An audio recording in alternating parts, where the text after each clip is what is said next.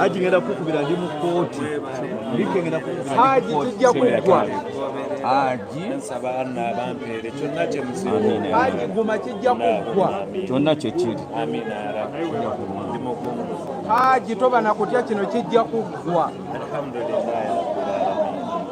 Nsaba Anna akkirize abangondeze anze sirina maanyi mwe maanyi gange era kyenasuubiza omukyalo oyo bwe yansimbukira akantu ako saawa zaali 10 ne mugamba Anna wange ajja kukola ki ajja kunwanirira kuba saayina amagezi gonna Hajji kiwedde dawali Hajji dawali Hajji dawansi wano newankubadde olwaleero nga bwe twabategeeza era terubadde lunaku lwakweyimirirwa oludda oluwaabi luzze ne lugamba nti obujulizi terunaba kuŋŋaanya bumala naye ne lusaba nti balwongereyo paka ng'ennaku z'omwezi 13 mu Novemba mu mwezi ogw'11 gukomewo nga gukuŋŋaanyizza obujulizi.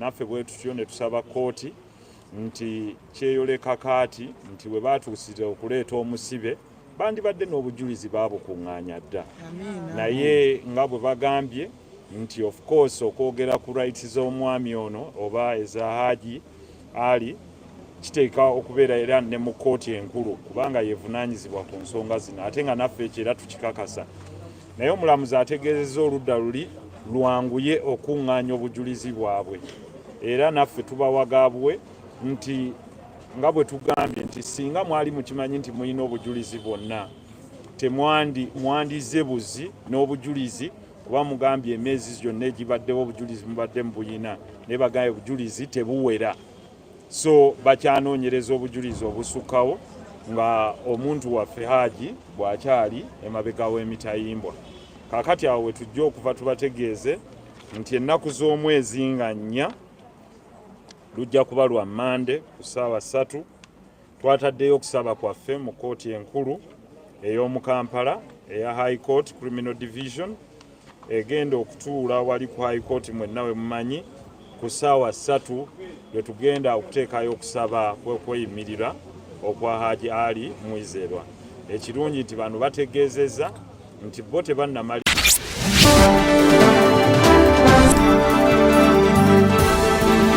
Okati TV Neera.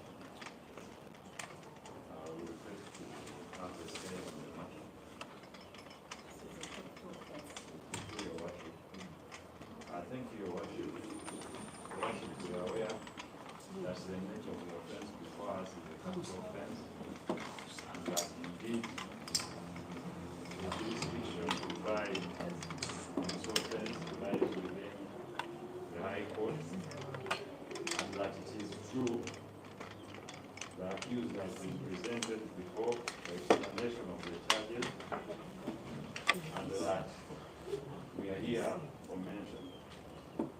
Your Worship, you have no doubt that this process might go on for as long as 6 months or plus, as the prosecution so wishes and this court so wishes.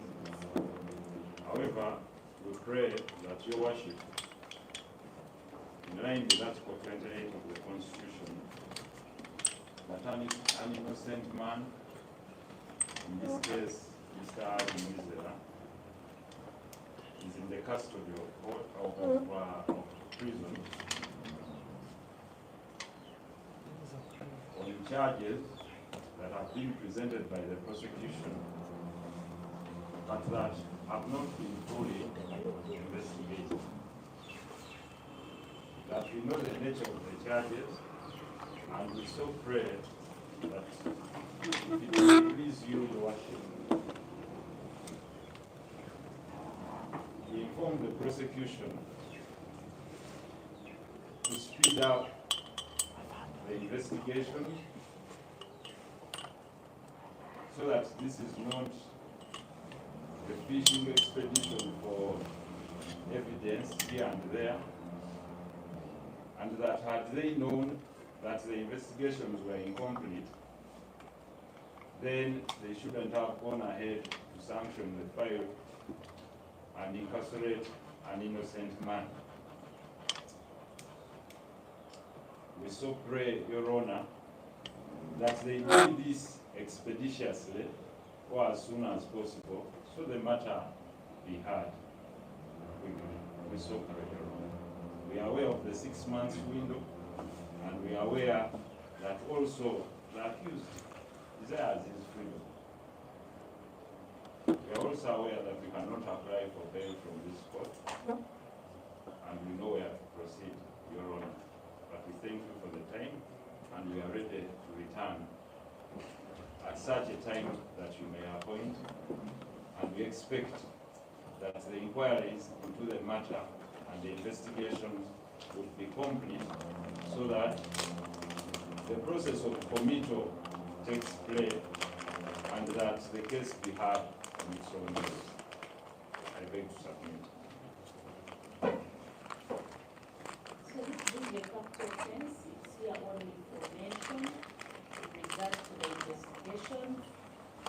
Through the state is advised to speed up on the investigation in regard to this case so that it can be disposed of on its merits in the appropriate court. For any other applications or prayers in regard to the accused's rights, they should be put before the trial court, which is the High Court Criminal Division. So since the state has informed court that the investigations are not complete, it's adjourned to the 13th of November 2024 at 9 o'clock for further mention. Okutegeezezza omusango guno guulibwa mu kkooti eno ginakuba mu kkooti nkulu nabwekityo tegeezezza nti olwabi lulina enkuza okuba tukola okunoonyereza omusango guno mu bwangu ddala okulaba nti omusango gusobola okuwulibwa okuba mu nkomerero yaabwe mu kkooti esaanidde okubuulirwa nga ye kkooti enkulu. Nabwekityo omusango gw'omwezi 13 omwezi gwa 11 saa 3 ez'okumakya oluganda okusoma mu kkooti erina okutegeeza okutegeeza okutuuse n'okunoonyereza omusango guno.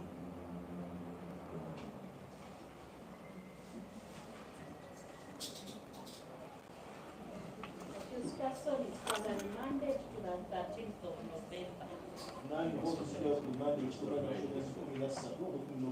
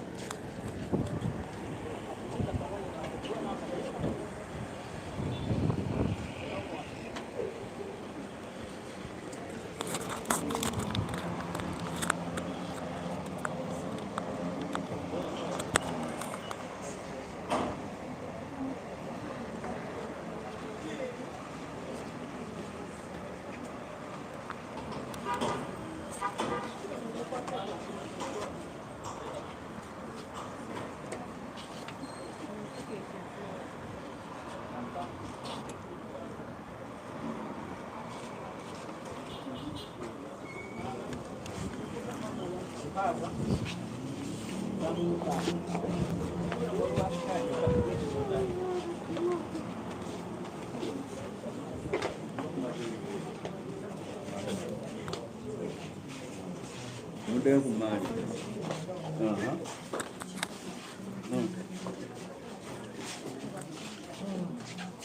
Oli mukujja waka.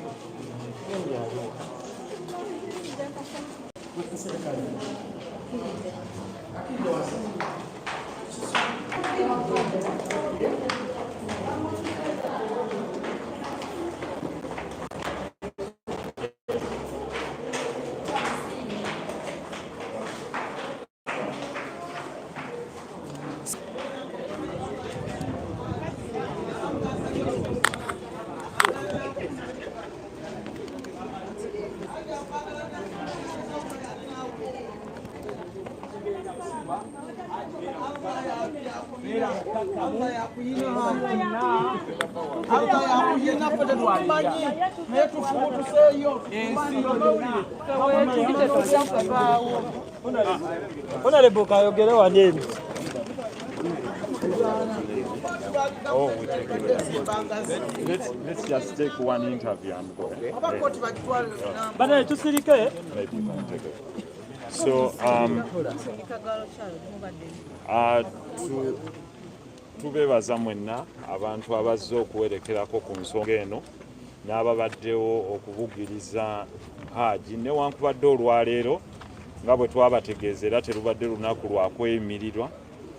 Oludda oluwaabi luzze ne lugamba nti obujulizi terunabakuŋŋaanya bumala, naye ne lusaba nti balwongereyo paka ng'ennaku z'omwezi 13 mu Novemba mu mwezi ogw'11 gukomewo nga gukuŋŋaanyizza obujulizi.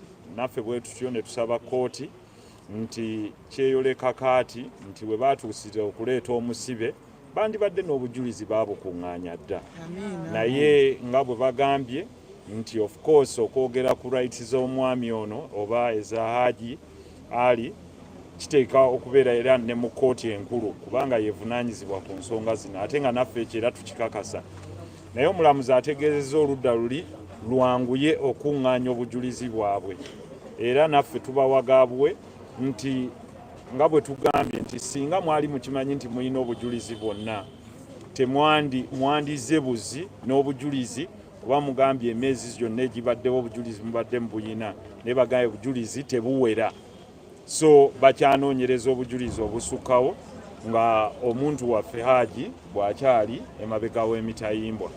Kaakati awo we tujja okuva tubategeeze nti ennaku z'omwezi nga 4 lujja kuba lwa Mande ku ssaawa 3 twataddeyo okusaba kwaffe mu kooti enkulu ey'omu Kampala eya High Court Criminal Division egenda okutuula wali ku High Court mwenna we mumanyi ku ssaawa 3 lwe tugenda okuteekayo okusaba kw'okweyimirira okwa Hajji Ali Mwizerwa. Ekirungi nti bano bategeezezza nti bo tebannamaliriza kubuuliriza ku nsonga eno, bakyanoonyereza bakyakuŋŋaanya bujulizi. So ekyembi nti omukulu ali munda bo nga bwe banoonyereza. Kakati nga bwe tubagambye nti tujja kugenda mu maaso nga tussa ekitiibwa mu kooti nammwe okubassaamu ekitiibwa. Tubakubiriza tukuume enneeyisa ennungi n'okubeera nga tugoberera ebiragiro bya kooti nga bwe bituwadde. Buli omu wa ddembe okuba n'endowooza ye ku nsonga eno, naye ate era tubeebaza mwenna abasitukiddemu ne mubaawo. Ssaawa 3 mwenna mbategeezezza production warrant tugiina ng'ennaku z'omwezi 4 omwezi ogwa Novemba wali mu High Court mu Criminal Division. Nsaba Katonda abatukuumire. Oludda oluwaabi lugamba terunaba kwetegeka bulungi. Terunaba kuŋŋaanya bujulizi bumala. Nga bw'okigaye nti oludda oluwaabi lutegeezezza nti terunaba kuŋŋaanya bujulizi bumala kubeera wano. oba kwe kwetegeka obulungi nga bw'ogambye. Naye ffe tuli beetegefu okudifendinga ku ludda lwaffe ebyo byonna ebinaabireeteddwa eri owaffe gwe tukiikirira, kubanga toyinza kusala gwa kawala nga tonnawulira gwa kalenzi. Ate nga ne ssemateeka waffe agamba nti buli omu alowoozebwa okuba nga teyazza musango okuggyako ng'oleese obukakafu obulaga nti yaguzza gwe kennyini amuwaabira oba nga ye kennyini avuddeyo n'agamba ye yaguzza. Awo tetunnatuukawo. Byebyo era bwe bubaka bwaffe. Mwebale nnyo. Ali mu mbeera ki? Wuuyo mwenna mumulabye. Embeera gy'alimu yeeyo tetujja kujoogerako, mwenna mumulabye si wa kyama. Allahu Akbar. Allahu Akbar. Nsonga ng'enjo zikutte mtu wasooka kuwuliriza sayidi ye sayidi ya musajja gyokka gye wawuliriza. Yasinkanye ebbalamu. Waddembe kuba teyantuukirirako naye sikirinaako buzibu. Waddembe ndi open simusalira musango gwonna naye waddembe okuntuukirira bw'anaaba akyagadde naye nanyinyonnyola ensonga ye sikirinaako buzibu kubanga ffe tetumukyawanga muntu.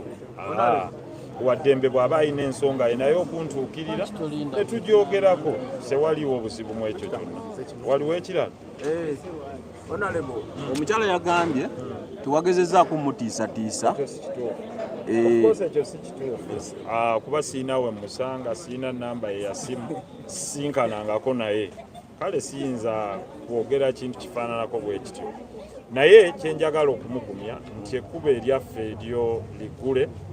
Bw'aba alina ky'ayagala okugamba weetuli situmusalira musango era tewaliwo gwe tusalira musango.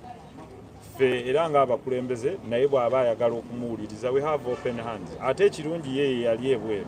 Era singa yayagala okunoonya Hon Nsereko yandinoonyeza nga bwe yanoonyeza abalala ne bamuwuliriza. Lwaki omuloopa ate alina access ku kizibiti? Wangi? Lwaki yaloopa omusanga ate alina access ku kizibiti? Ebyo jja bisanga mu kkooti, ebyo tetuyinza kubyogererako wano. Sebo weebale nnyo ekibuuzo kyo. Thank you very much. Kale.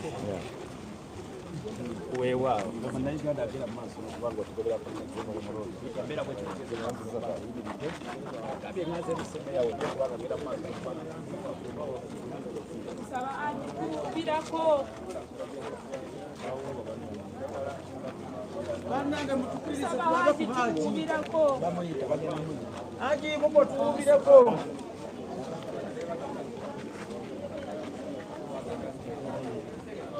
Hajji tuubireko.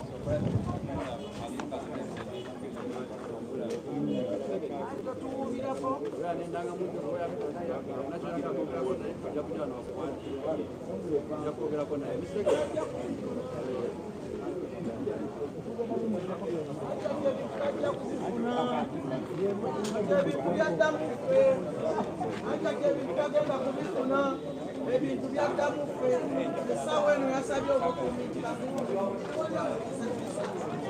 yaswadde busaasi n'agenda mu ofisi n'akakakala tewali akutiisatiisa omuyanza Allah yakulina era agiwaali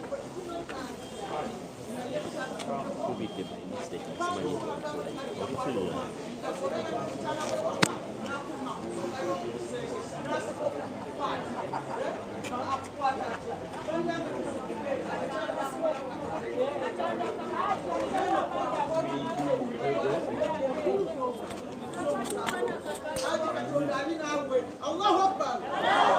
Allahu Akbar. Allahu Akbar.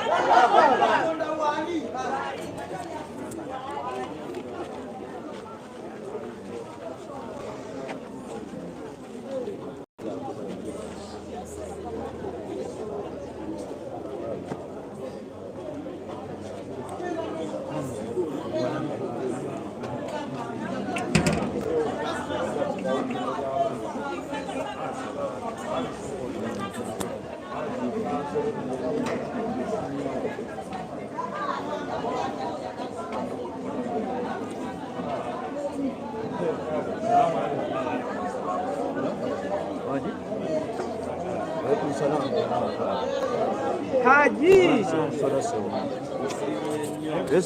Alhamdulillah.